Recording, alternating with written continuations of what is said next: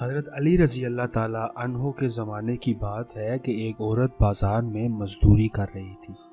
حضرت علی رضی اللہ تعالیٰ عنہ نے جیسے ہی دیکھا، آپ نے اس عورت کے بھائی کو بلایا اور فرمایا، اے بندہ خدا، یاد رکھنا، میں نے اللہ کے رسول سے سنا کہ بیٹی کا ہونا انسان کے لیے رحمت ہے اور بہن کا ہونا انسان کے لیے برکت اور اللہ کا کرم ہے، اور تمہاری بہن کا تم پر حق اس کو تمہارے والدین کی وراثت سے ملا ہے۔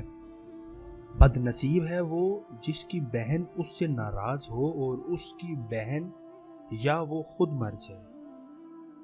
میں نے اللہ کے رسول صلی اللہ علیہ وآلہ وسلم سے سنا کہ جب بھی اپنی بہن کے گھر جاؤ تو اپنی بساعت کے مطابق اس کے لیے کچھ نہ کچھ لے کے جاؤ۔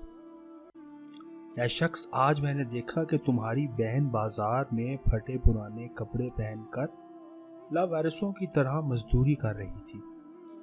جاؤ اپنی بہن کا ساتھ دو اور اس مشکل وقت میں اس کا ہاتھ بٹاؤ، کیونکہ جو انسان اپنی بہنوں کا سہارا بنتا ہے، اللہ اس انسان کے رزق میں فراوانی عطا کرتا ہے۔ جو انسان اپنی بہن کی مشکل آسان کرتا ہے، اللہ اس انسان کی مشکل کو ختم کرتا ہے۔ جو انسان اپنی بہن کے رزق میں فراوانی کی کوشش کرتا ہے تو اللہ اس انسان کے رزق میں برکت عطا کرتا ہے۔ یاد رکھنا کہ اللہ ایسے انسان کو عزیز نہیں رکھتا جو اپنے گھر کی عورتوں کا خیال نہ رکھے اور انہیں انہی کے حال پر چھوڑ دے۔